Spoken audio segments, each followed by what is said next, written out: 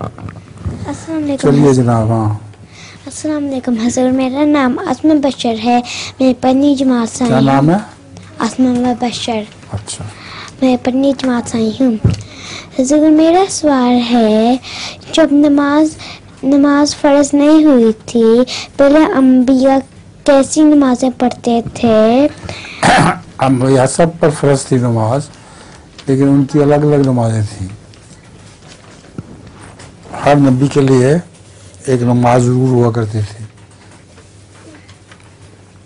قرآن کریم میں فرماتا ہے اللہ تعالیٰ فاتخذوا مقام ابراہیم مصلی, تو ثابت ہوتا ہے کہ حضرت ابراہیم علیہ السلام بھی نماز پڑھا کرتے تھے, مگر ہماری نمازوں سے مختلف تھی.